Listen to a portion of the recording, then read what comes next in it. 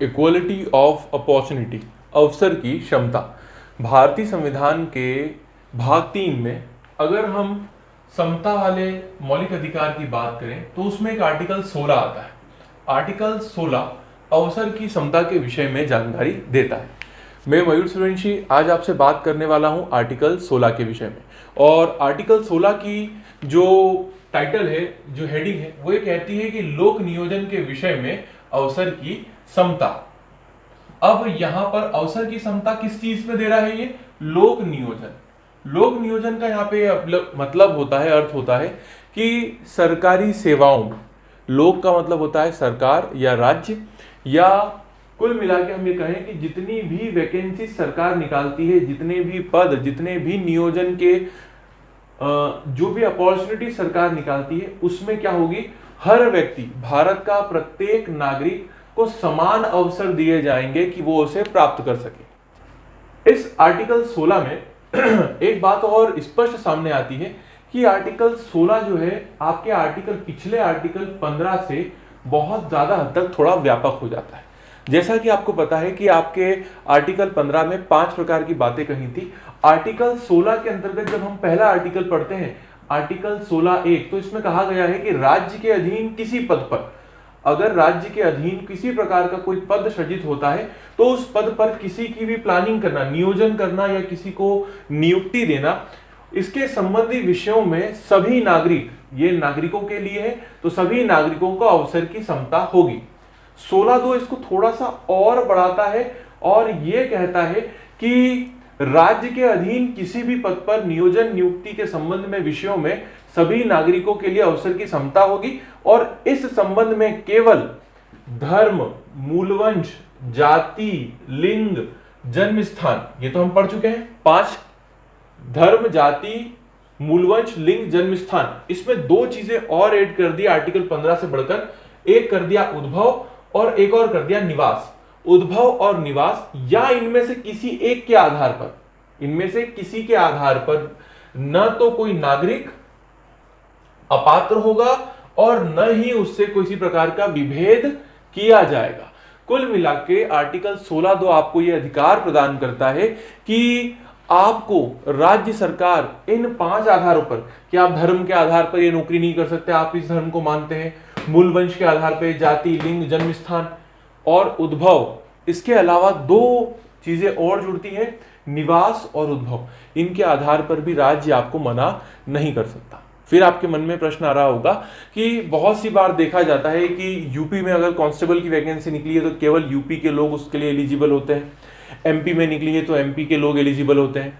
तो इस प्रकार से कैसे वहां पर निवास की योग्यता को ऐड कर दिया जाता है, तो यहां पर भारतीय संविधान में एक प्रावधान किया गया, राज्य को थोड़े से अधिकार देते हुए कहा गया, राज्य पर एक निर्बंधन लगाया गया कि राज्य चाहे तो, ठीक है, आर्टिकल 16 की किसी बात के होते हुए भी इस बात का फर्क नहीं पड़ेगा, वो चाहे तो अपने किसी भी भर्ती में, ठीक है, किसी भी स्थानीय प्राधिकारी के स्तर की भर्ती में, राज्य स्तरीय किसी भर्ती में या केंद्रीय स्तरीय किसी भर्ती में निवास विषय कोई अपेक्षा विहित कर सकती है। वो चाहे तो निवास विषय किसी भी प्रकार की कोई भी अपेक्षा, कि हम अपेक्षा करते हैं कि आप यहाँ के नागरिक हो तो प्रथम प्रायोरिटी आपको मिलेगी, ठीक है, अपेक्षा विहित कर सकती है। तो ये पॉइंट यहां से निकल के आ जाता है। अब अगर इससे आगे निकले कि लोक नियोजन के अवसर में और कौन सी बात कही गई है, तो आर्टिकल 16(4), आर्टिकल 16(4 ये बेसिकली आरक्षण के नाम से जाना जाता है। और इस 16(4) के आर्टिकल में बहुत सारे प्रावधान समय समय पर जोड़े गए हैं। जैसे इसमें पहला अमेंडमेंट किया गया था 16(4) के अंतर्गत, 77वें संविधान संशोधन अधिनियम 1995 के तहत इसके अंतर्गत संशोधन किया गया था और इसमें संशोधन करके पदोन्नति वाली बात भी जोड़ी गई थी।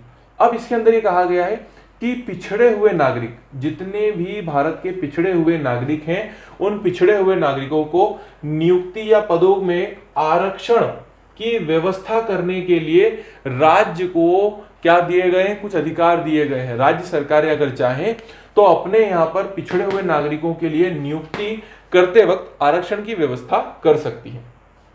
इस 16(4) के अंतर्गत एक ए वाला पॉइंट जोड़ा गया। कौन सा वाला? 16(4) क। 16(4) का मूल संविधान में था और इसमें कहा गया कि राज्य सरकार अगर चाहे तो, ठीक है, उसे ऐसा प्रतीत होता है कि हमारे राज्य के अंतर्गत पिछड़े समुदाय के, अनुसूचित जाति जनजाति के समुदायों के लोगों का पर्याप्त प्रतिनिधित्व नहीं है, क्या नहीं है, पर्याप्त प्रतिनिधित्व नहीं है, तो वह चाहे तो अनुसूचित जाति, अनुसूचित जनजाति के लिए आरक्षण की व्यवस्था कर सकती है। इस आरक्षण की व्यवस्था को 77वें संविधान संशोधन अधिनियम 1995 के तहत इसमें एक बात और जोड़ी गई कि आप इसमें पदोन्नति में भी आरक्षण दे सकते हैं। फिर इसमें एक और बदलाव किया गया, इसमें बदलाव करते हुए 85वां संविधान संशोधन अधिनियम 2001 के माध्यम से इसमें यह जोड़ा गया कि आप पदोन्नति के आरक्षण में वरीयता क्रम या वरिष्ठता के आधार पर भी आरक्षण की समीक्षा कर सकते हैं। तो इस प्रकार से हमारा यहां पर पदोन्नति में आरक्षण की बात भी इसमें सामने आ जाती है। अब अनुच्छेद 16(4) के अलावा एक और अनुच्छेद हमारे सामने आता है, अनुच्छेद 16(4) ख। ये थोड़ा सा ऐसा अनुच्छेद है जो आरक्षण की व्यवस्था के अंतर्गत जो भी हमारे पास सीटें निकल के आई, जैसे राज्य सरकारों ने या केंद्र सरकार ने कुल मिला के 100 पदों का सृजन किया और इन 100 पदों में यह कहा गया कि भारत में इन 100 पदों में 17 लोग अनुसूचित जाति से भर्ती होंगे। कितने पद? 17 लोग अनुसूचित जाति से भर्ती होंगे। इसके अलावा यह कहा गया कि इसमें लगभग 8 से 10 लोग हमारे पास एसटी से आएंगे और लगभग 27% लोग या 27 लोग कहां से आएंगे? ओबीसी से आएंगे। तो इस प्रकार से हमारे पास एक क्राइटेरिया निकल के आता है कि हमने ये कहा कि लगभग 50% लोग हमारे पास इस वर्ग से आएंगे और 50% ऐसे लोग होंगे जो किसी भी वर्ग में नहीं आते या अनरिजर्व्ड हैं, जिसको हम साधारण भाषा में जनरल कहते हैं। अब कोई भी पद, मान लेते हैं एससी के 17 पदों में से केवल 2 पद भरे गए, 15 पद खाली निकल गए, एसटी के 8 पद खाली निकल गए और ओबीसी के भी 27 पद खाली निकल गए। अगर इस प्रकार से खाली पद रह जाते हैं उस वर्ष की भर्ती में, तो अगले वर्ष की भर्ती में ये कैरी फॉरवर्ड हो जाएंगे। क्या हो जाएंगे? Carry forward. तो ये कैरी फॉरवर्ड का सिद्धांत या बैकलॉग का सिद्धांत कहां से आया है? अनुच्छेद 16(4) ख से आया है। तो अनुच्छेद 16(4) ख बैकलॉग की व्यवस्था करता है और इस बैकलॉग की व्यवस्था में कहा गया है कि चाहे बैकलॉग के पदों की वजह से आरक्षण 50% की सीमा से पार चला जाए, ठीक है, अगली बार ये जुड़ जाएगी वैकेंसी में, तो हो सकता है कि एससी एसटी ओबीसी के पद 50% से ज्यादा प्रतीत हो रहे हो, तो उन्होंने कहा है कि ये बैकलॉग 50% की सीमा के बाहर भी चला जाए तो इसको ऐसा ना समझा जाए, ठीक है। तो ये व्यवस्था 16(4) ख में की गई है।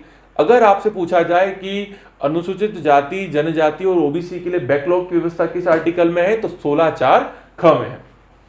अब नेक्स्ट आर्टिकल है हमारे पास आर्टिकल 16(5).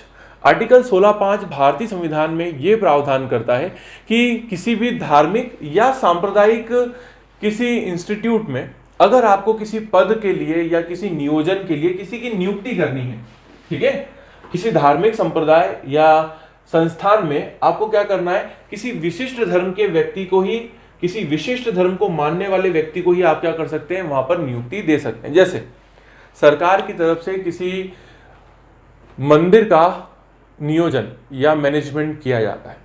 अब भारत के प्रत्येक नागरिक को वहां पर वैकेंसी अगर निकली पंडित जी की, तो वहां पर फॉर्म डालने का अधिकार है।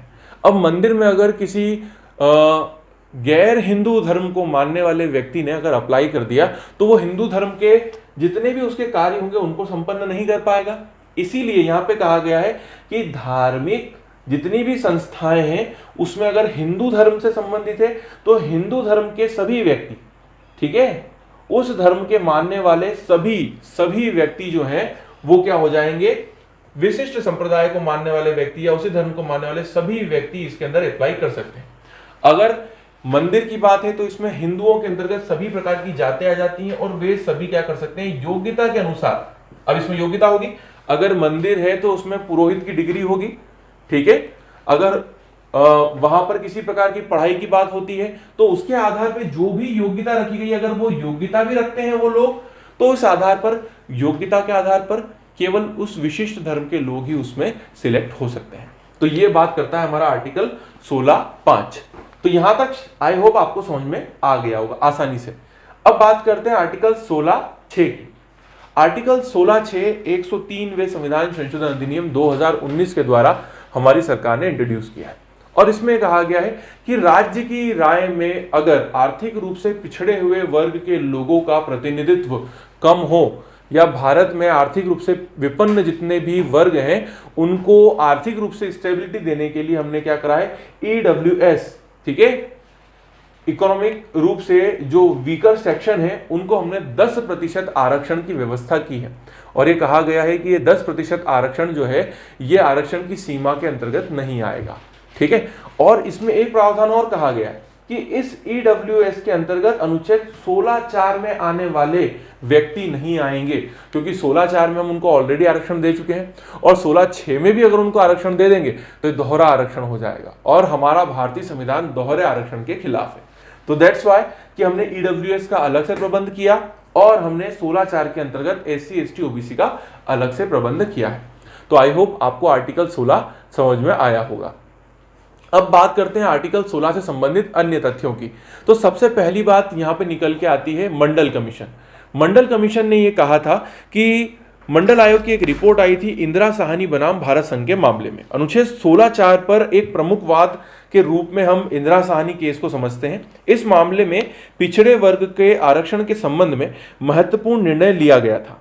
मुख्य न्यायाधीश इसमें HM कानिया थे और इनकी अध्यक्षता वाली 9 सदस्यीय पीठ ने 6:3 के रेशो में, कितने, 6:3 के रेशो में एक फैसला सुनाया था और इस 6:3 के रेशियो में इन्होंने यह फैसला सुनाया कि पिछड़े वर्ग को दिया गया 27% आरक्षण वैध है, किंतु पिछड़ों में संपन्न वर्ग क्रीमी लेयर को आरक्षण का लाभ नहीं मिलना चाहिए।